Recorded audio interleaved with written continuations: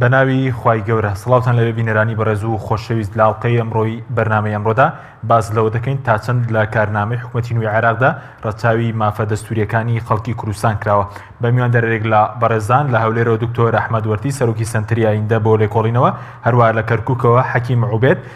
ئەندامی جباتی نیشتیمانی بزوتنەوەی گۆڕان. سەرەتا راپۆرتێک دەبین دواتر لەگەڵ میوانەکانمان درێژە بەم پرسە دەدەین.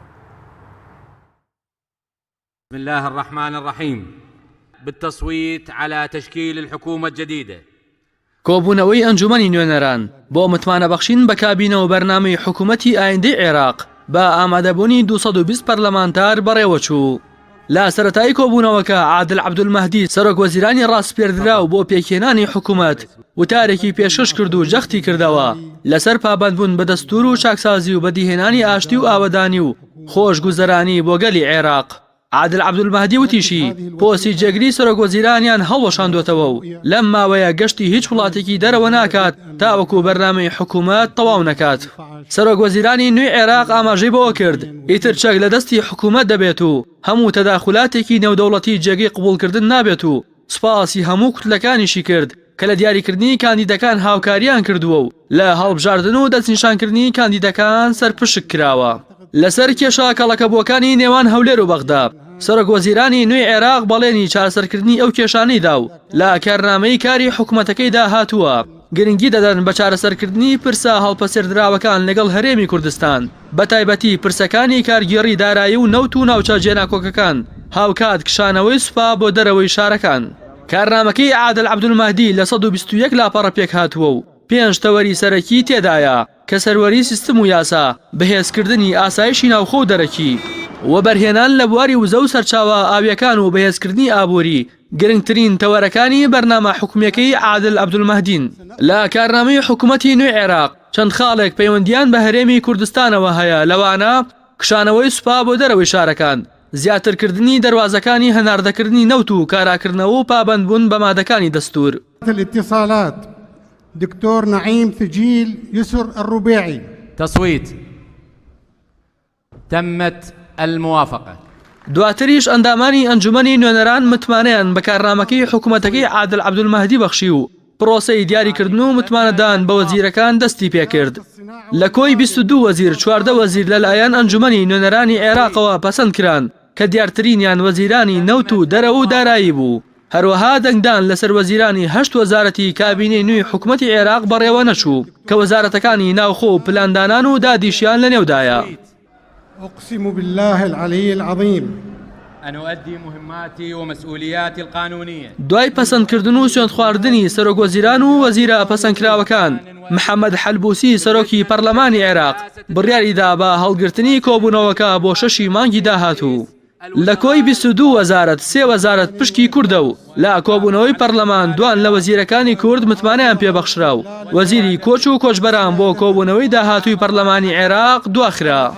بە پێی زانیاریەکانی ژوا بڕیارە وەزارەتێک بە ناوی وەزارەتی گەشت و گوزار و شوێنەوار بۆ کورد زیاد بکرێت. لە کۆبوونەوەکەی ئەنجومەنی نوێنەران وەزیرانی ناوخۆ بەرگری لەبەر ناکۆکی کوتلەکان لەسەر وەزیرە پێشنیارکراوەکان دیاری نەکران و بەپێی دەستوریش سەرجەمی ئەو وەزارەتانەی کە بێوەزیرن لەلایەن عادل عەبدولمەهدی سەرۆکی ئەنجومەنی وەزیرانەوە بە وەکالەت بەڕێوە دەبرێن. أقسم بالله العلي العظيم. أقسم بالله العلي العظيم. أن أؤدي مهماتي ومسؤولياتي القانونية. أن أؤدي مهماتي ومسؤولياتي القانونية. بتفان وإخلاص.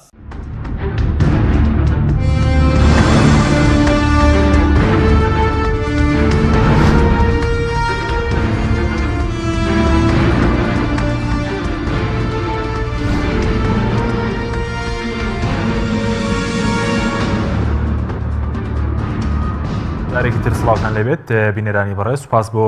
میوانەکانمان سەرەتاگەر بچینە هەولێر لای دکتۆر ئەحمەد. کاکتۆر زۆر سوپاس بۆ بەشداریتان لە بەرنامەکەماندا سەرەتا لەوە دەست پێ بکەین. خۆتان ئاگادارن دوای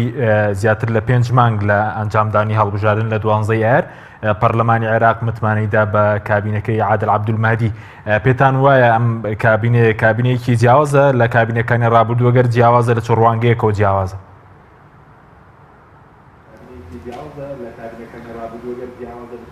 بەخشندەی مهرەبان زۆر سپاس بۆ جەنابتان. سڵاو ڕێزمان هەیە بۆ بینەرانی بەڕێزی بەرنامەکە و کەناڵی ئاسمانی پێیان. لە ڕاستیدا ئەتوانین بڵێن جیاوازی ئەم کابینەیە لەگەڵ کابینەکانی ڕابردوو زیاتر لە شخصی سەرۆکی ئەو کابینەوە تا سەرۆک وەزیران دکتۆر عادل عەبدولمەهدی خۆی بینێتەوە تا ڕادەیەک دەتوانین بڵێن ئەو پیاوە کەسێکی میان ڕەوە بەراورد بە سەرۆک وەزیرانەکانی تر لە کابینەکانی تر و توانین بڵێن کەمتر کێشەی لەگەڵ لایەنی کوردی و هەتا لەگەڵ سوننەکانیش ئەبێت ئەگەر ئەوانە بتوانن مامەڵێکی باش لەگەڵ ئەو سەرۆک وەزیرانەیە بکەن و بەپێی ئەوەی کە لە کارنامەی کابینەکەشیە هاتووە بە بەرنامەی حکوومەتەکەی زۆرشتی لەخۆ گرتووە کە بەڵێنی چارەسەرکردنی کێشەکانی داوە و هەم لەگەڵ هەرێمی کوردستان و هەم بۆ باقی شارەکانی عێراق بۆیە ئەتوانین بڵێن جیاوازیەکە زیاتر لە شخصی سەرۆک وەزیرانە چونکە ئەگەر تەنها بەڵێنەکان بینیمانە لە کابینەکانی تریش لەلایەن سەرۆک وەزیرانەکانەوە هەمویان بەڵێن و گفتی زۆریان داوە بەڵام کەمتر جێبەجێیان کردووە بەڵام ئەتوانین بڵێن عادل عەبدولمەهدی هەم بەپێی ئەوەی کە سابقەیەکی هەیە لە حکومڕانیە لە جێگری سەرۆک کۆمار و لە چەند پۆستێکی ترە کاتێککە نەیتوانیوە ئەرکەکانی خۆی ڕاپەڕێنێ دەستی لە کار کێشاوەتەوە و توانین بڵێن پەیوەندێکی دێرینیشی هەیە لەگەڵ خەڵکی کوردستان و لەگەڵ حیزبە سیاسیەکان و سەرکردەکانیان و یەکێکیشە لەوانە کە پێش ڕووخانی ڕژێم داکۆچی لە سیستەمی فیدراڵی کردووە و ئێستاش لە بەرنامەی حکوومەتەکایە هەیە داکۆچی لەوە کردووە کە پێویستە سیستەمی فیدراڵی لە عێراقا وەکەوەی کە لە دەستور هاتووە جێبەجێ بکرێ بۆیە جیاوازیەکە تەنها من لەوە ئەبینم کە لە خودیش سەرۆک وەزیرانەکە کە خۆی بتوانێت بە ئەو ئەرکانە هەستەیە بەو بەڵێنانە جێبەجێ بکە کە داوێتی ئەی سەبارەت بە وەزیرەکان تا چەند وەزیرەکانی جیاوازن و پێ دوایە ڕەچاوی ئەو کراوە کە پێشتر ئەو ئیدعای تەکنۆکرات و خەڵکی پسپۆڕ و شارەزا و لایەتووی دەکرد بە خوێندنەوەی CV ئەو چواردە وەزیرەی کە متمانەی پێدراوە ڕەچاوی مەسەلەی پسپۆڕیەت و شارەزا و لایەتووی کراوە بەداخەوە ئەو بەڵێنەی کە سەرۆک وەزیرانی ڕاستپێردراودایی کە لە ڕێگەی پەنجەرەی ئەلکترۆنیەوە وەزیرەکان هەڵبژێرە بە ژمارەیەکی زۆر خەڵک هەزاران خەڵک CV خۆیان پێشکەش کرد بەڵام نەیتوانی بەداخەوە کە خەڵکی خاوەن پسپۆڕی لە هەڵگرانی بڕوانامەی دکتۆرا و هەروەها ماستەر بە هەزاران خەڵکی لەخۆ گرتبوو بڵێ 1970 کەس هەڵگرانی بڕوانامەی دکتۆرا و 220 کەس لەوانەیە کە هەڵگری بڕوانامەی ماستەر بوون لەو هەزاران کەسە کە پێشکەشیان کردبوو سیڤەکانی خۆیان بەڵام نەیتوانی ئەو بەڵێن و گفتە جێبەجێ بکاوی باتە سەر بەڵکو 2000 کەوتە ژێر فشاری کوتلە سیاسیەکان و ناچار بوو کە کاندیدی کوتلە سیاسیەکان قبول بکە بۆ کابینەکەی بەڵام جیاوازیەکە لە وەزیرەکان تەنها ئەوەیە کە کەمتر ئەو کەسانی کە پێشتر لە دەسەڵات بوون لە حکومڕانی بوون ئەم جارە وەرگیراون چونکە زیاد لە کاندیدەشی داوا کردووە لە نێو کاندیدەکانە ئەو توانیوێتی اختیاری ئەویان بکا کە بەدڵیەتی و هەم خاوەن پسپۆڕی و شەهادەشن و هەروەها خاوەن کەفاەتن بەڵام 2000 ئەوانە شەرنوێنەری کوتلە سیاسیەکان بەڵێ سوپاس دەکەی کاک دواترەگرم بۆ لای بەڕێز دەگەر بچینە کەرکووک لای کاک حەکیم زۆر سوپاس بۆ بەشداریتان لە بەرنامەکەمان ئەگەر لە سەرتاوە لەوە دەست پێ بکەین سەبارەت بەوەی کە ڕای بەڕێزش لەسەر ئەم کابینەیە کابینەیەکی جیاوازەوە سەبارەت بە ئاڵوگۆڕ ئەوەی کە ئەمڕۆ ئاڵوگۆڕی دەسەڵات لە نێوان عەبادی و عادل عەبدولمەهدی بەڕێوەچوو پێ دوای ئەمە نمونەیەکی جوانە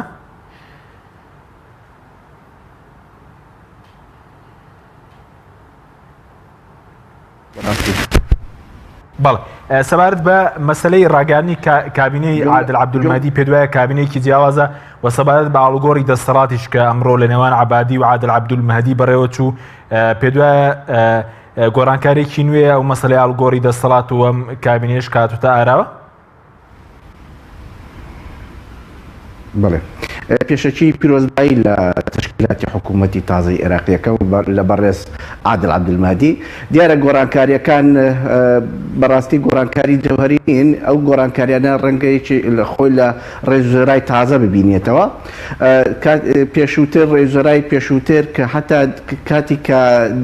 دەستکردنی دەسەڵاتە دیارە خۆتان زانیتان تووشی تەنگەژەیەک بوو نەیتوانی وەکو پێویست تەنانەت هەتا هێزە نێودەوڵەتیەکان و بەڕێز ڕێز جمهوری عێراقیش تەداخلی کرد بۆ ئەوەی کە گۆڕانکاری لە پۆستەکانە بکرێت بەڵام ئەم جارە دیارە ئەبینن شێوازێکی دیموکراتیانەتر و گۆڕانکاری لە پۆستی سەرۆک وەزیرانە کرێ ڕێژەرای ئێستاش کە بەڕێز عادل عەبدولمەهدیە عیلاقاتێکی باشی هەیە لەگەڵ هەموو پێکاتەکانی عێراقا بەتایبەت دیارە ئێمە بۆ خۆمان وەکو کورد بەڕێز عادل عەبدولمەهدی پەیوەندێکی باشی لەگەڵ هەم لە نەسیاسی کوردیەکان و هەم لە سەردەمی شاخیشا و هەم لە دوای بڵێن ڕوخانی بەعسیشا ئەو عیلاقاتێکی باشیە بووە لەگەڵ پێکاتی کووردا بە هیوای ئەوەن کە ئەو کارنامەی کە لە حکوومەتی عێراقیە بڕیاریداوە دیارەوە خۆتان نەزانن هەموو کاتی هەموو حکوومەتێ کارنامەکەی گرنگە ڕەنگە دەموچاوەکان لە نەتیجەی آخر لەسەر ئەو کارنامەیە کارەکە ئەو کارنامەیە چەندێک ئەتوانێت خزمەتی دیموکراسیەت و ئەو ماپانی کە تا ئێستا کورد وەری نەگرتووە و لە ژێر چەتری بڵێن حتا دەستوری عێراقیشە چەندێ ئەتوانێت ئەو بەرنامە و کاری حکوومەتی تازای عێراقی کە دیارە ڕێژزەرە دەوری سەرەکیتیا ئەبینێ بۆ جێبەجێکردنی بە هیوای ئەوەین کە بتوانین لە ژێر دەسەڵاتی ئەم حکوومەتەیە چونکە هەموو حکوومەتەکانی پێشووتریش لە کارنامەکانیان نەشتی زۆر چاچیتیا بووە بەڵام لە ڕووی پراکتیک و لە ڕووی جێبەجێکردنەوە هیچ هەنگاوێکی بەڕاستی عەمەلیمان نەبینی ڕەنگە ئەم بەرنامەی ئێستای ئەم حکوومەتە لە بەرنامەکانی حکوومەتی پێشووتری عێراقی زیاتر بەڕاستی ڕوونتر نەبێ یعنی ڕەنگە بەرنامی زۆربەی ئینشایی بێ بەڵام ئەبینین دەسەڵاتداری کوردی کە چوونەش بۆ بەشداربوون لە حکوومەتی عێراقا ئەبینی زیاتر کەوتونەتە دوای پۆست نەک بە دوای بەرنامەکە بگەڕن بۆ نمونە دوێنێکە لە هۆڵی دەستوریە مناقەشێکی زۆری ئەو بەرنامەی کاری حکوومەتی عێراقی کرا بینین کورد زۆر بەلاوازی بەڕاستی بەشداری ئەو بەرنامەی کرد دیارە ئەو نیشانەی ئەوەیە کە بەتایبەت پارتی و یەکێتی زیاتر خەمی ئەوەیان بوو کە چۆن پۆستەکان وەرگرن نەک ئەوەی کە بەرنامە و بەرنامەی حکوومەتەکە چییە و چی نابێت بەڵێ زۆر باشە بەس سەبارەت بۆی کە ئێمە دەبینین لە 2005ەوە کۆمەڵێک سەرۆک وەزیران گۆڕاون بۆ نمونە ئاەت عەلاوی هەبووە ئیبراهیم جعفەری مالیکی عەبادی ئەم جارش عەبدولمەهدیە پێ دوای ئەمە نمونەیەکە بۆ ئاڵوگۆڕی دەسەڵات یاخود ناکرێوەکو نمونەیەکی ئاڵوگۆڕی دەسەڵات تەماشا بکرێت وڵا خۆی دەبێت زۆر بەواقعی قسە بکەین بە تاکید حکوومەتی عێراقی گۆڕانکاری لە پۆستەکانە کراوە و ئەبینێت تەنانەت لە ڕێژەرە و بەتایبەت ئەم بەرنامەی ئەم جارەی حکوومەتی عێراقیە کە وەزیری پێشووتری لە ناو کابینەکەیە جێنەبووەتەوە و بەرنامەی کارەکانیشی یعنی ڕەنگە ڕوویاکانی بۆ کارکردنەکەی لە شێوازی گۆڕانکاریەکانە من پێم وایە باش بۆ ڕەنگە نەیتوانی بێ وەک ئەوەی کە ویستوێتی کە حکوومەتێکی تۆقڕە دروستکە بەڵام توانێتی شێوازێکی تازە ڕەنگە بێنێتە گۆڕێ ئەمە خۆی لە خۆیان من پێم وایە شتێکی باشە ئەم دەستا و دەستکردنی دەسەڵاتە تۆ ببینە لە هەرێمی کوردستانە ئەمە نابینی بەڕاستی لە حکوومەتی هەرێمی کوردستانە ئەمە خۆی یەک لە ڕێگاکانە یەک لە ڕێگاکانی کاراسانیەکە بۆ ئەوەی دیموکراتێت و گۆڕانکاری گۆڕینەوەی بەڕاستی پۆستەکان بەڵام دەستا و دەستکردنی دەسەڵاتەکان من پێم وایە شتێکی باشە و هەم خەڵکی عێراق و هەم بۆ کوردیش ڕەنگە کارێکی باش بێ جێگەی داخە ئێمە لە حکوومەتەکانی پێشووتری عێراقا وەکو کورد ڕەنگە بەوچە نەزەری من ئەوانە هەمووی پەیوەندی بە حکوومەتی فیدرالی عێراقەوە نییە بەشێکی زۆری ڕەنگە پەیوەندی بە لایەنە سیاسیە کوردیەکان و بزات بە پارتی و یەکێتیەوەیە کە حکوومەتی فیدرالی عێراق دەستوری وەکو خۆی جێبەجێ نەکردووە بەتایبەت ئەوانەی کە پەیوەندیان بە کوردەوەیە لە چی لە مادەی 140 و لە مستحقاتی هێزی پێشمەرگە و لە مەوزوعی نەوت و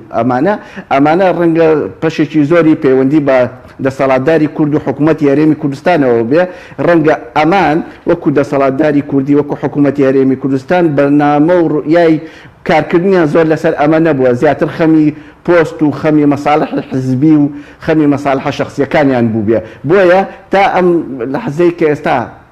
حکوومەتی تازە دەست بەکارە بووە حکوومەتەکانی پێشووتر مافی کورد و ئەو مافانی کە لە دەستوری عێراقی جێکراوەتەوە تا ئێستا جێبەجێ نەکراوە. بەڵێ سوپاس دەکەم دواتر ڕێم بۆ لای بەرەزت کاک تۆرەگە بگەڕم بۆ لای بەرەزت سەبارەت بە مەسەلەی ئەو ئاڵوگۆڕەی کە ڕووی داوە ینی بۆ نمونە کەسایەتێکی سربەخۆ کە هیچ کوتلەیەکی نییە لە پەرلەمان ئێستا ئەندامی هیچ حیزبێک نییە بە فەرمی پێ دوای ئەمە گۆڕانکاریەکی باشە لە پرۆسەی سیاسی لە عێراق بەراورد بە هەرێمی کوردستان؟ بێگومان دەتوانین بڵێن لەگەڵ هەموو ئەو کەم کوڕیانەی کە لە دەوڵەتی عێراقی لە 15 ساڵی ڕابردوو دوای 2023 هەبوونە و لەگەڵ ئەوەی کە فەوزایشی زۆرش لە ناو دەوڵەتی عێراقیە هەیە و ئەو هەموو میلیشیا چەکدارە و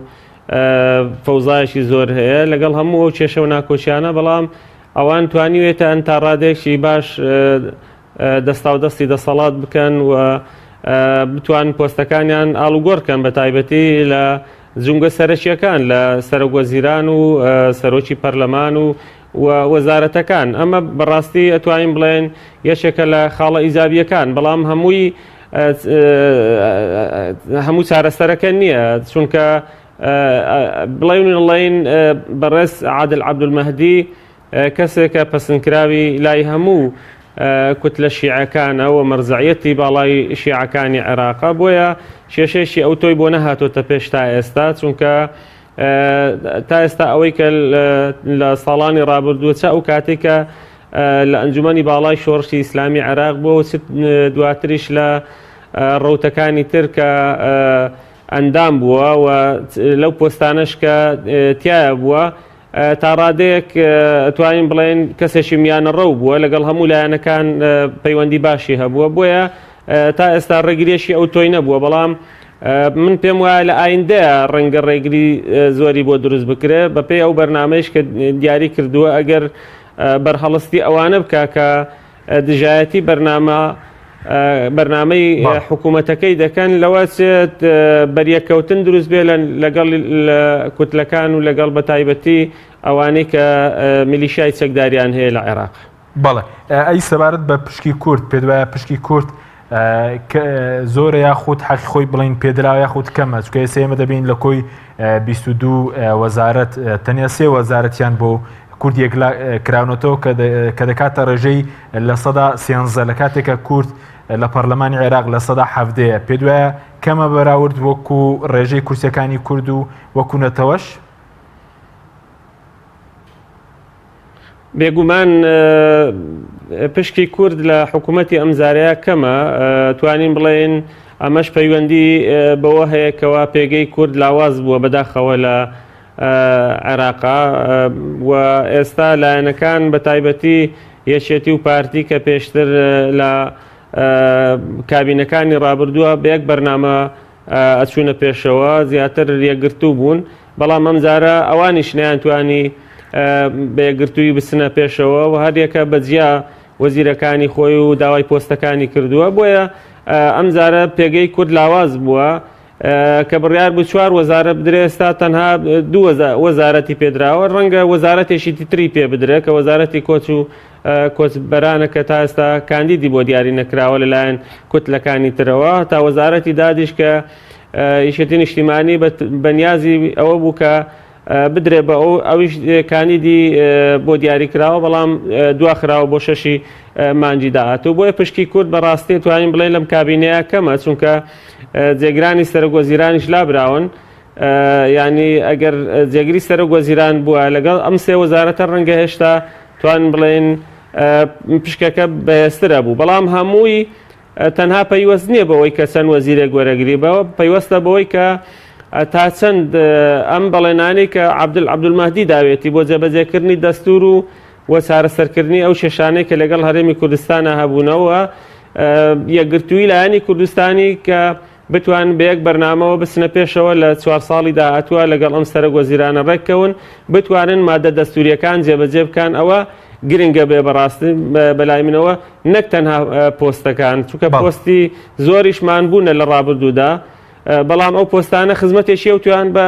گەلی کوردستان و هەرێمی کوردستان نەکردووە بەداخەوە. بەڵێ سوپاس دەگەین کاکتۆر. کاک حەکیم سەبارەت بە پشکی کورد ڕەنگە قسە لەسەر بن لەم کابینەیە بۆچی تەنها پشکی کورد دراوە بە پارتی و یەکێتی ینی لایەنەکانی دەرەوەی پارتی و یەکێتی بۆ هیچ پۆستێکیان پێنەدراوە چی لە مەسەن لە پەرلەمان لە دەستی سەرۆکایەتی چی لە کابینەی نوێ حکوومەتی عێراقی؟ بەڵێ جارێ ویستم بەڕاستی ئیشارەتێ بەوە بدەم کە حکوومەتی ئەم جارەی عێراقی ئەرچێکی قورس لە سەرشانێتی یەکەم دوای ئەوەی کە شەڕی داعش کۆتایی هاتووە وەزع و بارودۆخێکی تایبەتی لە عێراق دروست دووە خۆتانزان هەموو کاتێ دوای شەڕ شتی گەندەڵی ڕەنگە زیاتر بڵاوە بێتەوە بەناو ئەو سنوورە ئەو دەوڵەتەی کە شەڕی تایە زائیدەن ئەوەی کە وێرانە ماڵی و ڕووخان و پارێزگاکان و ئەمانە تووشی ئەو دەوڵەتا بێ کە شەڕی توش بووە ئێستا حکوومەتە بەڕاستی ئەرچێکی قورسی لەسەرە کە ئەوەی کە چۆن بتوانێت ئەم پێش لە گەندەڵی و ئەم بارودۆخەی کە ئێستا لە عێراق هایە بگرێ و چۆن بتوانێت ئاوەدانکردنەوە و جارێکی کە ژیان بۆ ئەو منطقانە بجێڕێتەوە کە بە بۆنەی شەڕی داعشەوە کە وێران بووە و دوای ئەوەش ئەم حکوومەتە دوای ڕاپرسی هەرێمی کوردستان کە ئەنجام دراوە ئێستا ئەم حکوومەتە دەست بەکارە بێ ئەو ڕاپرسیش بارودۆخێکی تایبەتی بەڕاستی لە عێراقی ناگۆڕێ و هەم لە هەرێمی کوردستانیشە من جارە پێم وایە وەسعی بارودۆخی هەرێم کە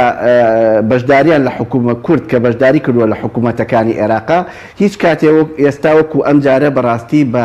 لاوازی من بۆ خۆم نەمبینیوە ڕەنگە دوای تشکیلەکردنی حکوومەتی عێراق لە دوای ڕوخانەوە کە یەکەم جار کورد بەشداری کردووە پایگا و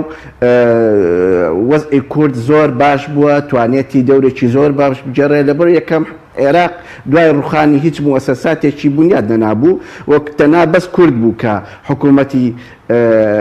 هەرێمی هەبوو بەس کورد بوو کە هێزی پێشمەرگەی ڕێکخرابەوە بۆیە کورد ئەو کاتەش زیاتر بینیشی لە بینی خۆیان عیلاقاتێکی باشە بوو ئەو کاتە توانی بەڕاستی دەورە بجێڕە بەڵام ڕۆژ بە ڕۆژ لەبەر ئەوەی کورد و دەسەڵاتداری کوردی بە تایبەت پارتی و یەکێتی بەرنامجێکیان نەبوو بۆی کە چۆن بتوان ماڵی کورد زیاتر ڕێک بخەنەوە چۆن بتوانن وا بکەن لەو حکوومەت لە دەسەڵاتداری عێراقەیە پێگای کورد بەهێزتر بکەن بەس خەمی پۆست و خەمی مەساڵح حیزبی و شەخسیان خوارد بۆیە ڕۆژ بە ڕۆژ کە ئەبینین وەزعی کورد لە حکوومەتەکانی تری تشکیلی حکوومەتەکانی تری عێراقیە کورد بەرەبەرە بەرەو لاوازیەکێک و ئێستا ئەبینین دوای ڕاپرسیەکە ئەو ڕاپرسیەک کە ئەنجام درا کە دیارە یەکەم ماڵی کوردی ڕێک نەخرابەوە ئەو پیانە دروست نەکرابوو بۆ ئەوەی کە ئەو ڕاپرسی لەسەر ئەنجام درێ بە پێی ئەوەی کە دەوڵەتی کوردی تا دروست دەکرێت کە من بۆ خۆم هەر پێش ڕاپرسیەکەش ڕێم وا بووە کە ئەم ڕاپرسیە بۆ دەوڵەتی کوردی نەبووە بەس بۆ مەساڵحی شەخسی و حزبی بوو بۆیە پێگای کورد و وەزعی کوردی بردە جێگایە کە زۆر خراپ بەسەر بارودۆخ و وەزعی کوردی زۆر زەعیف کرد هەم لە نێو دەوڵەتیەکە هەم لە نێوخۆشمان ئەم بارودۆخی ئەم ڕاپرسیە ئەمەی هێنا بەرهەم کە پێیان وابوو ئێمە لەگەڵ عێراقا بینە جیرانێکی باش کە چۆن بچن بۆ عێراق و ئەو ململانێ گەورەیە لەسەر پۆستەکانی سەرۆک کۆمار و پۆستەکانی تری ئێستا بکەن ئەم ململانێ وای لێ کرد کە بارودۆخێکی خراپی بەڕاستی بۆ کورد هێنا پێشەوە ئێستا ئەبینی وەزعی عێراق لەوەیە کە وەزعی کورد لە عێراقا ئەمەیە کە بە شێوازێ لە شێوازەکان کاری لەگەڵاکرێ لە هەموو پێکاتەکانی ترا تەنانەت لە پێکاتەی سونەش زۆر بەلاوازتر تەعاملی لەگەڵاکراوە لەم حکوومەتی عێراقەیە چ لە ئەو پۆست و ئەوانەی کە لە حکوومەتی فیدرالی عێراقا دراوە بە پێکاتەکان و بەلایەنەکان و هەم لە بەرنامە و پەیڕەوی ئەم حکوومەتەشە جێگای کورد مافەکانی کورد بەڕاستی دیار نییە وە گوتم تەنانەت وەکو ئینشا بەڕاستی لێنووسڕەنگە حکوومەتەکانی پێشووتر بەرنامەکە زیاتر ڕوئیا دیار بووە وانە بۆ دێمەوە سەر ئەو بارودۆخەی کە لایەنە سیاسیەکانی تریش بۆچی بەشداری ئەمەیان نەکردووە ئێستا ئەم حکوومەتە بە پێی کورسیەکان تەعاملی بە پێی کورسیەکان تعاملی کردووە بۆ تەشکیلەکردنی حکوومەتی عێراقیە ڕاستە هەموو شتەکان وە خۆی نەبیندراوە بەڵام دیارە ئێستا بەڕاستی بە بۆنەی ئەو تەزویرە زۆرەی کە لە هەڵبژاردننی پەرلەمانی عێراقا ئەنجامدرا لایەنە سیاسیە ئۆپۆزیسیۆنەکانی هەرێمی کوردستان نەیانتوانیوە ئەو کورسیەکانیان ئەو کورسیانەی جاران بێنەوە یاخوب بەێستر بچنە ناو پەرلەمانی عێراقەوە ئەوەش هۆکارەکەی یەکەمی ئەگەڕێتەوە بۆ ئەوەی کە هەڵبژاردننی پەرلەمانی عێراق بە شێوازێ ئەنجامدرا کە تەزویراتێکی زۆری تا ئەنجامدرا بە تایبەت لە هەرێمی کوردستان و لەلایەن پارتی و یەکێتیەوە بۆیە ئێستا بەم شێوازە کارەکرێت لەگەڵ هەم ئۆپۆزیسیۆنەکان و هەم لەگەڵ وەزعی کوردیشە جێگەی داخیشە ئەبینین لەبەر ئەوەی کە باسەکرا باسی یەکڕیزی و تەبایی ئەکرا لە عێراقا ببینە هەر یەکێتی و پارتی کە چۆن باسی یەکڕیزیانە کرد و تانیان لەلایەنە ئۆپۆزیسیۆنەکانەدا دوای ئەوەی کە مەساڵحی سەر کۆمەر هاتە گۆڕێ ببینە ئەو تەبایی و یەکڕیزیە هەر هەمووی کەوتە بڵقی سەر ئاو گەورەترین ململانیان دروست کرد لەسەر پۆستی سەر کۆمارەوە بە پێی زانیاریەکانی من ئێستاش ئەو ململانیانێ بەردەوامە و پێشم وایە ئەو وزارەتانەی کە ماونەتەوە تا ئێستا لە عێراقا بە پێی زانیاریەکان من ئەوش عیلاقەی بەوەیە کە لە بینی خۆیانە تەداخلاتەکەن لە حکوومەتی عێراقا بۆ کەوا بکەن بە شێوازە لە شێوازەکان ڕەنگە لایەنێکی سیاسی خۆیان کە پێیان دا یەکڕیزی و تەباییانەکرد بێبەشکەن لەو حکوومەتە. باڵە سوپاس دەکەین کاک تۆرگ بگەڕین و لای بەرز سەبارەت بە وەزارەتانی کە دراون بە کوردەوەی مەسەلەی دارایی و ئاودانکردنەوە و نیشتە جێکردن وە کۆچبەران یعنی ئەم وەزارەتانە پێ دوای لە سەرخواستی کورد دراوە لایەنە پارتی ویکێتی دراوە پێیان یاخود ینی بۆیان دیاری کراوە وەزارەتانە گرنگن بەنسبەت خەڵکی کوردستان و توانرێت شتیان شت بکار بکرێت بۆ خەڵکی کوردستان لە ڕێ وەزارەتانەوە؟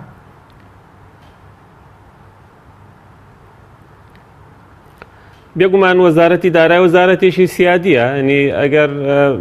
بەڕاستی کاری باشتیا بکرێت دەتوانرێت سوود بە خەڵکی کوردستانیش بگەێنرێ ئەوە یەکێک لە وەزارەتە سیادیەکانەوە وەزارەتەکانیش تێش ڕەنگە یعنی مەسەڵەن وەزارەتی ئاوەدانکردنەوە بێگومان دەتوانرێت یا وەزارەتی کۆچ و کۆچبەران ئەوانە سوودیان دەبێ بەڵام بەمەرجێک بەڕاستی من دووپاتێکەمەوە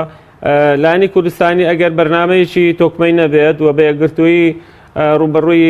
تەحەدیاتەکان نەبێتەوە جارێکی تر ئەوان بەڕاستی لە سیاسەتا زیرەکن و ئەیبەنەوە لە لایەنەکانی تر بۆیە پێویستە لایەنە کوردستانیەکان یەکگرتوو بن و لە داهاتوودا ئەگەر تا ئێستاش ئەو کێشە و قەیرارانەی هەرێمی کوردستان کاریگەری بوو بێ لەسەر یەکگرتووی کورد و لەسەر بەرنامەی لایەنی کوردستانی لە ئەنجومەنی نوێنەران و هەر لە حکوومەتی عێراقیشە کە یەکگرتوو نەبوونەوە نەیانتوانێت بە یەک بەرنامەوە بچنە پێشەوە بتوانن لە ئایندەیە تا ڕادەیەک بتوانن نێوماڵی خۆیان ڕێکخەنەوە لە هەرێمی کوردستانی قەیرانەکان تا ڕادەیەک چارەسەر بکەن و لە عێراقیشە چونکە بەڕاستی ئەو بەرنامەی کە عادل عەبدولمەهدی پێشکەشی کردووە توانین بڵێن خاڵی زۆر باشی تێدایە یعنی خاڵی زۆر ئیجابی هەن بە نسبەت هەرێمی کوردستانیشەوە کە هەرێمی کوردستان تا ئێستا داوای ئەوەی کردووە کە دەستوری عێراقی جێبەجێ بکرێ و لەبەرەوەی کە دەستوری عێراقی جێبەجێ ناکرێ هەرێمی کوردستان پەنابات بۆ هەنگاوی تر ئەنێ پەنابا بۆ ڕیفراندۆم ئەکا بۆ سربەخۆیی هەنگاوانێ بۆ سربەخۆیی دارایی بەڵام ئەوەی کە لە خاڵەکانی تەوەرەکانی بەرنامەی کابینەی عادل عەبدولمەهدی هاتووە مەسەلە بۆ نمونە لە خاڵی یەکەمە ئەڵێ تەواوکردنی بنیاتنانی بناغی دەوڵەتی ئیتیحادی و لە خاڵی ئەلیفە هاتووە دەڵێ تەفعیل الدەستوری نەسڵەن وەڕوحەن یعنی ئەوە بەڕاستی زۆر گرنگەکە تا نەسڵەن وەڕوحەن دەستور جێبەجێ بکرێت لایەنی کوردستانیش تا ئەوەی داوا کردو فەرموو نەسڵەن وەڕوحەن مادەی 140 جێبەجێ بکرێت نەسڵەن وەڕوحەن ئەوەی کە پەیوەندی بە ئیستیحقاقاتی هەرێمی کوردستانەوە هەیە بە پارێزگاکانی ترەوە هەیە بە پێشمەرگە و نەوت و بە ناوچەدا بڕێنراوەکان و مادەی 140 کە تا ئێستا جێبەجێ نەکراوە ئەوانە بەڵێنی داوا کە ئەبێ نەسڵەن وەڕوحەن دەستور جێبەجێ بکرێت ئەمە گرنگە کە لایەنی کوردستانی بەڕاستی لە تەنها لە چوارچێوەکی حزبی بچێتە دەرەوە کە تەنها یەکێتی و پارتی داوای چەند وەزارەتێک و چەند پۆستێک بکەن کە لە ڕابردوودا و پۆستانەوەکو باسم کرد بەڕاستی حتا بە پۆستی سەرۆکۆماری شەوە نەمانتوانێەوە بەداخەوە ئەو خاڵانەی کە لە دەستوری عێراقیە هاتووە لە بەرژەوەندی هەموو لایەنەکان بووە بەلا هەرێمی کوردستانیشەوە جێبەجێ بکرێن لە قازانجی خەڵکی کوردستان. یعنی کەم تەرخەمی هەبووە لە سەر و کۆمارەوە بیگرا هەتاوەکو هەموو ئەو پۆستانەی ترکە لە بەغدا وەرگیراون تا ئێستا سوودێکی ئەوتۆیان نەبووە بۆ هەرێمی کوردستان. هیوادارین کە ئەمە بەس بێ و دەرس بێت پند لە ڕابرد و وەربگیرێت وەلایەنەکان بە شێوەیەک بڕۆنە پێشەوە لەگەڵ ئەو کابینەیە خۆیان بگونجێنن مادام ئەوان ئەیانەوێت نەسەن و ڕوحەن دەستور جێبەجێ بکەن و ئەمەش خواست و داواکاری لایەنی کوردستانی بووە بەڵکو بتوانن سود لەو بڵێنانە وەرگرن و دیسان تەسادم نەکەن لەگەڵیان چونکە تەسادمکردن بەڕاستی نامانگەێنێتە هیچ ئەنجامێکەوە دی بینیمان ڕیفراندۆمەکەش بەداخەوە کە لە محکەمەی دەستوری هەڵوەشێنرایەوە و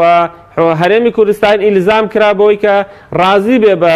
بڕیاری محکەمە ئیتحادی تر ئەبێ بگەڕێەوە بۆ دەستور جێبەجێکردنی دەستور کە ئەمە ئەبێ خاڵی هاوبەشی هەموو لایەنەکان بێ کە زەختی لەسەر بکەنەوە لەم کابینەیەدا. بەڵێ سوپاس دەکەین. بەڵێ بینێرانی بەڕێز ناوبڕێک و دەگەڕین وڵاتان لەگەڵ مامێنەوە. تۆپ ئارت تاکە بریکاری تۆڕی میدیایی کۆمەڵ بۆ دروستکردن و بڵاوکردنەوەی ڕیکلام. تۆپ ئارت. دنیا دیکۆر بۆ کەوانتەر و تەختەی ئەرزی.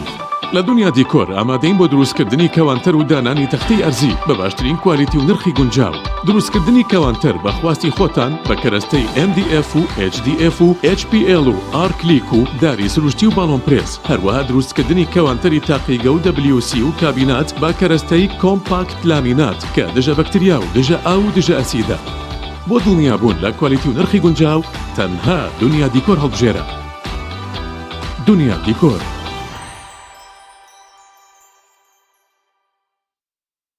فانسینێت خێراترین هێڵی ئینتەرنێت بە داوەلۆندی بێسنوور ئێستا لە خزمەت کڕیارەندایە. فانسینێت جۆرەها کارتی پڕکردنەوەی بۆ ئامادەکردوون کە سەرجەمیان داوەلۆندیان بێسنوورە بۆ ماڵ و شوێنە گشتیەکان. کارتی 9000 دیناری بۆ ماوەی 1 هەفتە، کارتی 7000 دیناری بۆ ماوەی 15 ڕۆژ، کارتی 30000 دیناری بۆ ماوەی مانگێک، کارتی 40000 دیناری بۆ ماوەی مانگێک و بە خێرایی زیاتر کە تایبەتە بە یاری ئۆنلاین. هێڵی فانسینێت لە ڕێگەی ئامێرێکی تایبەت کە لە سەرباندا دەنرێت وەردەگیرێت و لە ڕێگەی گەێنەرێک بۆ ئامێری بڵاوکردنەوە لە ناو ماڵەکەت یان شوێنی کارەکەت کاری پێدەکرێت. ژمارەی تەلەفۆن 070 224 75 74 یان 050 194 36 37. فانسینێت. تۆپ ئارت تاکە بریکاری تۆڕی میدیایی کۆمەڵ بۆ دروستکردن و بڵاوکردنەوەی ڕیکلام. تۆپ ئارت.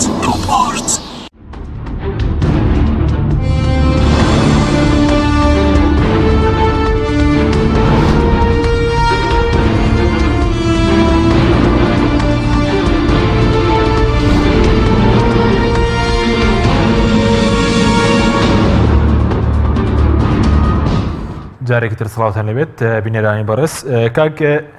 کاک حەکیم ئەگەر بگەڕێنەوە لای بەڕێزت سەبارەت بە کارنامەی ئەمجارەی کابینەی نوێی حکوومەتی عێراقی بەنسبەت کوردەوە چەند خاڵی گرنگی تێداوە بە تایبەتی بەنسبەت ناوچە دابڕێنراوەکان.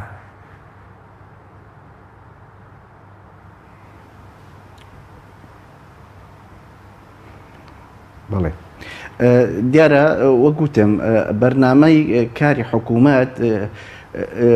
بەرنامی حکوومەتی پێشووتریش لە بەرنمەکانە بەڕاستی جێگای کوردی تیا بوو، یعنی بۆ جێبەجێکردنی مادەی 140 یان ئەو مادانەی تر کە پەیوەندی بە کوردەوەیە، بەڵام هیچی لە پراکتیک و لە واقعا جێبەجێ نەکرا، یعنی ئەتوانم بڵێم هەر بە دەستور کار نەکراوە. ئێستاش لەم حکوومەتەیە دیارە چەند بڕگەیەکی هەیە ڕەنگە وەکو حتا وەکو حکوومەتەکانی پێشووتری خۆشی بەرنمەکان وازح و دیار نەبن. ئەوەی بیداتی ئیشارەتم پێدا دەسەڵاتداری کوردی و حزبە کوردستانیەکان لەوەیە نەچوونە دیفاع لە بەتایبەت پارتیەکێتی کە ئێستا بەشداری وە ئەو حکوومەتە ئەکەن، نەچوونە لەسەر بەرنامەکە و بەرنامەکەی حکوومەتی عێراقیە مناقەشیان هەبێ یاخود ئەو برگانەی کە پەیوەندی بە کوردەوەیە و دیار نییە لەنا حکوومەتەکە بەوازحی کە بتوانن داکۆچی لێ بکەن ئەوەیان نەکردووە زیاتر کەوتونەتە دوای پۆستەکان و جێگاکان ینی لەمەشە ینی پارتی وێچەتی من پێم وایە کەمتر خەمی یەکە من لەم بەرنامەی کە حکوومەتی عێراقی کە ئێستا دیاری کراوە هەموو حکوومەتێکیش لە بەردامەکەیەوە بەڕاستی کاری جێبەجێکردنی ئیشەکان دەرەکەوێ ینی مافی پێکاتەی کورد مەبەستم بەتایبێت ئێمە وەکو کورد مافەکانمان لە حکوومەتەکەیە لە بەرنامە حکوومەتەکەیە دیارەکرێ ئەمان نەچوونە بەڕاستی لەنا ئەو بەرنمەیە داکۆکەری سەخت بن کە بتوانن هەموو مافەکانی کورد لەنا ئەو بەرنامە حکوومەتە جێ بکرێتەوە لەم 4 ساڵەیە کە چۆن حکوومەتی فیدرالی عێراقا بەو بەرنامەی خۆی مافەکان جێبەجێ نەکراوە جێبەجێکە ڕاستە ئێستا هەنێ بڕگەی تایە لە بەرنامەکە حکوومەتە وەکەوەی کە ئەڵێ ئەو کێشانەی کە لە بینی هەرێم و حکوومەتی فیدرالیە بووە هەوڵەدا بۆ چارەسەرکردنی و ڕەنگە لە مادە و ئیشارەتێکی بەوەشداوە کە مادەی 105 و 106 وەکو خۆی جێبەجێکە دیارە ئەم دوو مادەشە من پێم وایە مەسلحەتێکی خەڵکی کوردستانی تایە ینی هەم مادەی 105 کە ئەڵێ ئەو مستحقاتانەی یعنی ضماناتی حقوقی بڵێن ئیقلیم و ئەو پارێزگانەی کە ڕێک نەخراون وەکو ئیقلیمێ ئەوانە حقوقیان پارێزراو بێ کە لەدا حکوومەتەکەی جار بێ ینی بۆ ئەوەی کە حتا بۆ ئەو بەعثانە و ئەو لژانانەی کە وەکو لژانی دیراسی کە ئەسنە دەرەوەوانە لەناو ئەو حکوومەتەیە بەڕاستی حەقی حکوومەتی بڵێن هەرێم و پارێزگاکانی کە ڕێک نەخراون لە ئەقلیمەکە نەخورێ ئەو مادەی 106 ئەوەیە کە یەکێک لەو بڵێن کە لە دەستورا جێکراوەتەوە ئێستا حکوومەتی فیدرالی عێراق لە بەرنامەکەیە ئیشارەتی پێداوە ئەڵێ ئەوەیە کە ئەو هەیئەتەی کەدا ئەمەزرێ ئەکرێت چاودێرێکی وردی ئەو داهاتانەی عێراق بکرێت بۆی بە تەوازن بەڕاستی دابەش بکرێتەوە بەسەر عێراقا وە زائیدەن ئەوەی کە ئەو مساعدات و ئەو قەرزانەی کە حکوومەتی فیدرالی عێراق وەری ئەگرێ بەشی ئەقلیم و بەشی ئەو پارێزگانە بدرێت کە ڕێک نەخراون ئەمانە بەڕاستی شتی چاکن بەڵام ئەگەڕێمەوە سەر ئەو قسەی خۆم ئەگەر بێت و ئەم بەرنامەیە چاودێرێکی ورد نەکرێ لەلایەن ئەو حکوومەتی هەرێمی کوردستان و ئەو لایەنە سیاسی کە بەشدارە بێت لە حکوومەتی فیدرالی عێراقا ڕەنگە وەکو حکوومەتەکانی پێشووتری عێراقا ئەم بەرنامەیە جێبەجێ نەکرێت چکە خۆ بەرنامەی پێشووتری ئەم حکوومەتەش حەق و حقوقی کوردی تیا بووە ینی لە جێبەجێکردنی مادە 140 لە مستحقاتی هێزی پێشمەرگا ئەمانە شتی باش بوونە بەڵام خۆ هیچی جێبەجێ نەکراوە جاگەم بەرنامەیەش بەتایبەت کە ئێستا تا ئەم لەحزێک کە ئێستا قسەی لەکەین پارتی یەکێتی بەشداریان حکوومەتیان کردووە ئەگەر بە دواداچوون و بۆ ئەم بەرنامەیە نەکرێ من پێم وایە ڕەنگە ئەم بەرنامەیەش جێبەجێ نەکرێ بەڵام ئەوەی کە ئەبیندرێت تا ئێستا ئەم دوو لایەنە سیاسیە لە دوای ڕوخانی بەعسا لە هەموو پۆستەکانە بەشدار بوونە بەشدارێکی کاراشیان هەبووە بەڵام هیچ کاتێ ئەو پۆستانە نەیانتوانیوە و نەیان کردووە ئەتوانم بڵێم نەیان کردووە بۆ خزمەتی ملەتەکەمانە بەکاریان بێنێ بەڵام بە چاوێکی تر سەیری ئەو پۆستانیان کردو ئەوە زیاتر ڕەنگە بۆ نەسری و بۆ مەساڵحی حەزبەکانی خۆیان بەکاریان هێنابێ تا ئێستا کورد وەکو پێکاتەی کورد مەبەستمەوەیە هەتا لەو پۆستانەی عێراق کە پارتی یەکێتی لە دوای ڕوخانی بەعسەوە هەموو کاتێ بەشداری حکوومەتی فیدرالی عێراقی بوونە بەڵام پێم بڵێن کە چیان کردووە ینی چیان کردووە لەو پۆستانە چۆن چەند نێتوانیانە خزمەتی پێکاتەی کورد ئەو مافانەی کورد کە تا ئێستا جێبەجێ نەکراوە ئەمان دەوریان هەبوو بێ لە جێبەجێکردنی ڕەنگە ئێستا کەلیان بپرسی ئەڵێن ئێمە باشە خۆ ئەو پۆستانە پۆستی عێراقین باشە خۆ ڕاستە پۆستی عێراقین بەڵام تۆ نوێنەری کوردی لەوێ خۆ ئەبوو لە ڕێگای ئەو پۆستەشەوە بتوانایە ئەو مافانەی کە مافی کوردن کە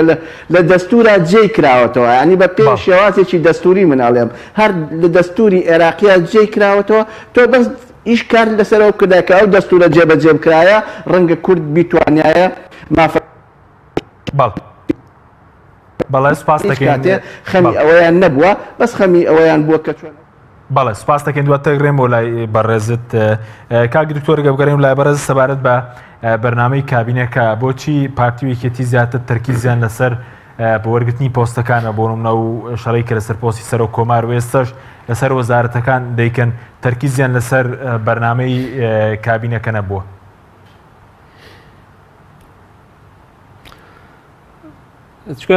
لە ڕاستیدا لە 15 ساڵی ڕابردوشدا شەڕ زیاتر لەسەر پۆست و پلە و وەزاریەکان و پۆستە گرنگەکانی جومگەکانی حکوومەتی عێراقی بووە. کەمتر ینی کارکراوە لەسەر ئەوەی کە ئەو پۆستانە لە بەرژەوەندی خەڵکی کوردستان هەرچەنەوەن وا ناڵێن ئەمە پۆستانە لە پێناو بەرژەوەندی خەڵکی کوردستانە، بەڵام ئەوەی کە لە ئەرزی واقع بینرێ هەنگاوەکانی حکوومەتی عێراقیش تەبعاً نێتێشی باشیان نەبووە بۆ جێبەجێکردنی دەستور، بەڵام ئەو پۆستانەش ینی بەڕاستی بەداخەوە نەقۆزراونەوە بۆ جێبەجێکردنی مادە دەستوریەکان لە قازانجی خەڵکی کوردستانە. بۆیە ئەبینین لە چەند ساڵی ڕابردوودا زیاتر چێتی و پارتی زیاتر تەرکیزیان لەسەر پۆستەکان بووە تا ئەوەی کە دەستور جێبەجێ بکرێ. یعنی ڕاستە بەڵێن پۆستی سەر و کۆمار پۆستێکی تەشریفاتی زیاتر تا ئەوەی پۆستێکی تەنفیزی بێت، بەڵام لەگەڵ پۆستی سەر و وەزیران هەردووش بەدەسەڵاتی جێبەجێکردن هەژمار کراون و ئەوانش بخۆی دەتوانن هەندێک کار بکەن و لە دەسەڵاتیشیان هەیە، دەتوانن هەندێک کار بجوڵێنن بە تایبەتی سەر و کۆمار ئەتوانێەوە پۆستی سەرۆک وەزیرانمان هەبووە، پۆستە سیادیەکانی کەس خارجی و وەزارەتی خارجە و وەزارەتی دارایی و ئەوانە زۆر پۆستی تر لە دەستی کووردا بووە ڕئیسی ئەرکان، بەڵام نەتوانراوە بەڕاستی و پۆستانە ئیستیغلال بکرێن لە قازانجی خەڵکی کوردستان. بەڵێ زۆر باشە، بەس ئەوەی کە بەرز بەرنامەی کابینەکەت خوێندەوە بەڕوونی لە چەند بەرگەدا باسی هەرێمی کوردستان دەکات، ینی بەڕوونی باسی چارەسەرکردنی کێشەکان دەکات لەگەڵ هەرێمی کوردستان؟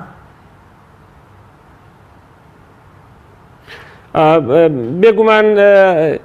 ینی باسی کردووە، ینی باسی چارەسەرکردنی کێشەکانی کردووە، کێشە هەڵپەسێراوەکان باسی ئەوە کاکە ئەو کێشانەی کە باڵپەسێراوی ماونەتەوە پێش هەتا باسی پێش 2003شەکەوە دوای 2003 هەر کێشەکانی کە عێراق پێوە تێوەگلاوە یاخورد پێوە تلاوەتەوە جیرۆدە بووە لەگەڵیانە دەڵێ هەوڵ دەین بۆ چارەسەرکردنەوە، باسی کێشەکانی نێوان هەرێم و بەغدا ئەکا. هەرچەند بەڕوونی باسی مادەی 140 ناوی نەهێناوە، بەڵام باسی چارەسەرکردنیانەکە وەکو کاک حەکیمیش باسی کرد مادەی 105 و مادەی 106 ناو بردووە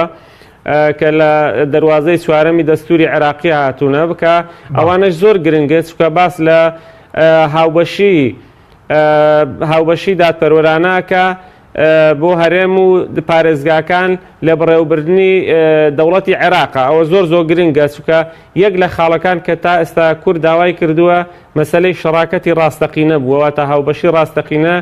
لە ئیدارەدانی دەوڵەتی عێراقا کە ئەو مادە دەستوریانە زەختی لەسەرەکەنەوە. ئەوانە گرنگن کە هەرێمی کوردستان دەتوانێت سوودیان لێوەرگە هەم مادەی دەستورین و هەمیش لە کارنامەی حکوومەتە هاتوونە. بۆیە بەڕاستی ئەبێ ئەوانە کەسانی پسپۆر و لیژنەی تایبەتیان بۆ دیاری بکرێت، نە تەنها ئێمە خەریکی پۆست و پۆستکاری بن و تا ئێستا لایەنە کوردستانەکان بە تایبەتی نێوان یەکێتی و پارتی گرژی تێکەوتووە لەسەر پۆستەکانە بەداخەوە، نەک لەسەر چۆنیەتی جێبەجێکردنی مادە دەستوریەکان و چۆنیەتی ئەو بەرنامە وەزاریە کە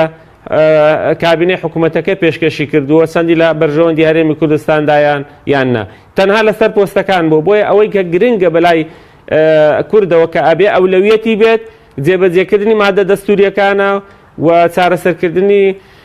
کێشەی مادەی 140 و ناوچە دابڕێنراوەکانە و مەسەلەی نەوتە، مەسەلەی پێشمەرگەیە، مەسەلەی قوتی خەڵکی کوردستانە، ینی ئەو بودجە و پارەی هەرێمی کوردستان. ئەوانە زۆر گرنگە کابێ داکۆشیان لەسەر بکرێت کە ئەوانە ئەتوانین بڵێن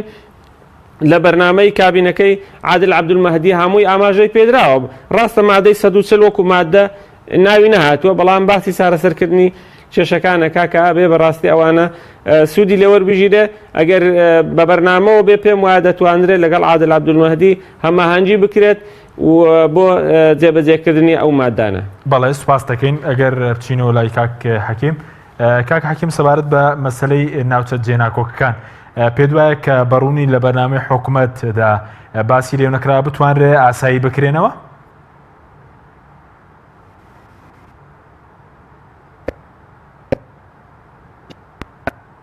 ئەوەی هێزی ئەسکەری لە شار لە ناو شار دەرەکەنە دەرەوە ئەمە خۆی لە خۆیان بۆ کەرکووک و ئەم ناوچەی کوردستانە دابنراوەکان کارێکی باشە دیارە جێگەی داخە بۆ هۆکاری ڕاپرسی لە هەرێمی کوردستانە کەرکووک و ناوچە کوردستانە دابنراوەکان ئەتوانم بڵێم کورد 150 خاکی هەرێمی کوردستانی لە دەستدا کە حاکمێکی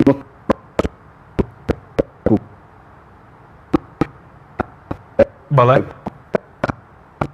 ئێستا دەسەڵاتدار نییە ئێستا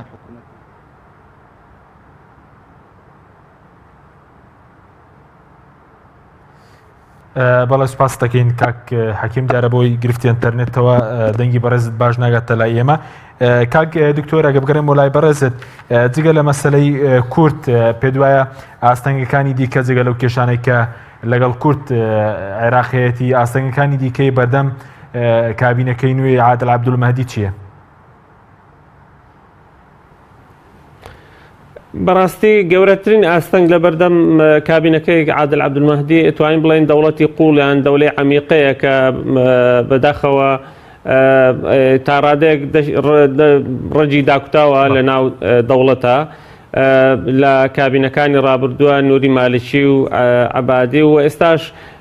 هێز و میلیشیا شیعەکان بەڕاستی ئەوانە توانین بڵێن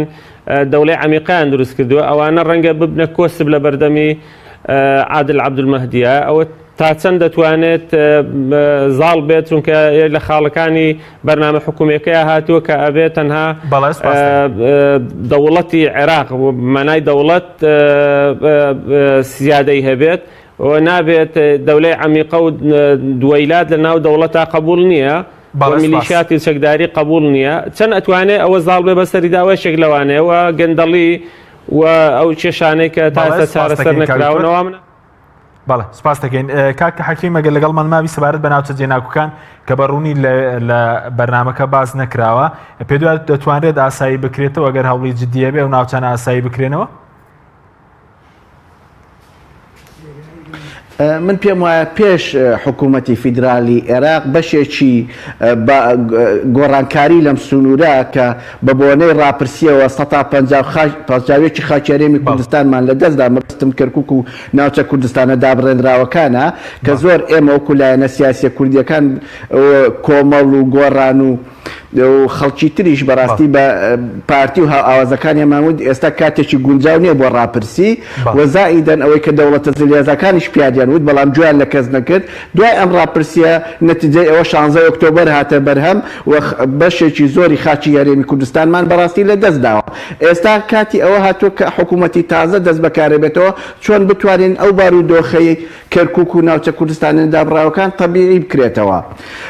یەکێک لەو بەرنامانە ئەوەی کە ئێستا ئەڵێ هێزی چەکدار کە لە شارەکان دوورەخەنەوە ئەمە من پێم وایە بەرنامێکی باشە ئەگە ئێمە بتوانین هێزێکی هاوبەش لە کەرکووک دابنێن بەڵام پێش و ئەوە پارتی و یەکێتی بەشێکی پەیوەندی بەوانە کە تا ئێستا نایەنەوە ئەنجومەنی پارێزگای کەرکووک کارا بکەنەوە بۆ ئەوەی پارێزگارێکی کورد لەم شارە دەست بەکار بێتەوە بۆ ئەوەی بەشێکی ئەم کارانە لە لای ئەو پارێزگا و لەلایەن ئەنجومەنی پارێزگای کورد ئەنجومەن پارێزگای کەرکووکەوەی کە زۆربەی کە لیستی برایەتی زۆرینەیە ئەتوانن لێرە تەطبیق بکەن بەڵام جێگەی داخە لێرەش ئەو ململانەیە حزبی لە بینی پارتی و یەکێتیە بەتایبەت لە هەرێمی کوردستان گوازرایەوە بۆ کەرکووک و ناوچە کوردستانە دابدراوەکان کە تا ئێستا نەیانتوانیوە ئەنجومەنی پارێزگا کارا بکەنەوە بۆ ئەوی وەزعی بارودۆخی کەرکووک دەست بەوە بکرێت کە تطبیق بکرێ و ئەتوانن هاوکارێکی باشیش بن لەگەڵ بتوانن زەختێک لەسەر حکوومەتی فیدرالی عێراق دروستکەن بۆ ئەوەی ئەوەز ئێم ناوچانە تەبیعی بێتەوە بەڵام تا ئێستا نەیان کردووە چۆن لەسەر سەر کۆمار و لەسەر پۆستەکانی تر گەورەترین ململانی ئەکەن و ئێرەشیان وا لێ کرد کە بەتایبەت پارتی دیموکراتی کوردستان دەوری سەرەکی هەیە کە ئێستا نایەتەوە ئەنجومەنی پارێزگای کەرکووک کارا بکەنەوە بۆ ئەوەی کە پارێزگایەکی تازە دەست بەکار بێ بۆیە بە هیوای ئەوەم هیوای ئەوەی کە بتوانین وەزعێکی تازە لەم سنوورە بێتە کایەوە چکە وەزعی کەرکووک وەزعێکی دژوارە خەڵکی کەرکووک خەڵکێکی زۆر ماندووە تەسخێکی زۆری داوە بەڵێ زۆر سپاس دەکەین کاک حەکیم عوبێد ئەندامی جیهاتی نیشتیمانی بزوتنەوەی گۆڕان کە لە کەرکووکۆ لەگەڵمان بووی دکتۆر ئەحمەد وەرتی سەرۆکی سەنتەری ئایندە بۆ لێکۆڵینەوە کە لە هەولێرەوە لەگەڵمان بووی. سوپاس بۆ بینەرانی بەڕێز، سوپاس بۆ هاوکارانم تا بەرنامەیەکی دیکە خواتان لەگەڵ.